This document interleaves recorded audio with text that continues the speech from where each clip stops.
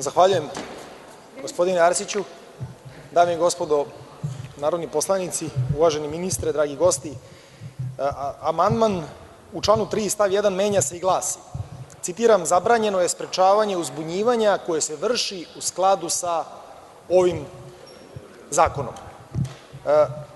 Predlogom zakona u članu 2. među definicijama definiše uzbunjivanje kao otkrivanje informacija o kršenju propisa, kršenju ljudskih prava, vršenju javnog ovlašćenja protivno svrsi zbog koje je povereno, opasnosti po život, javno zdravlje, bezbednost, životnu sredinu, kao i radi sprečavanja štete velikih razmera. U skladu sa tim, ukoliko se ovaj deo definicije ne promeni, ona u okviru člana 3. propisuje zabranu sprečavanja uzbunjivanja koje se vrši u skladu sa ovim zakonom. S druge strane, ne bi bilo zabranjeno sprečavanje onih vidova uzbunjivanja koji su u suprotnosti sa odredbama ovog zakona, što će u nekim slučajevima biti i dužnost organa na osnovu drugih propisa.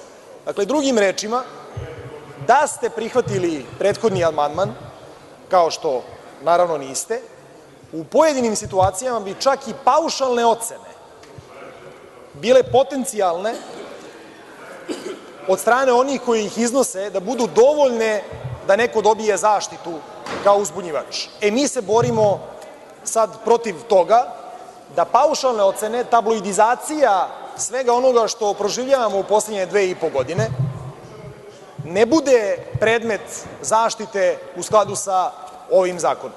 Mislimo da je jako važno, a danas smo imali prilike da samo slušamo o paušalnim ocenama i optužbama, da ne može neko tek tako, kao po primeru Vlade Vojvodine, lažno optužuje predsednika Vlade, predsednika neke druge stranke, a da pritom traži zaštitu u skladu sa ovim zakonom. Zahvaljujem.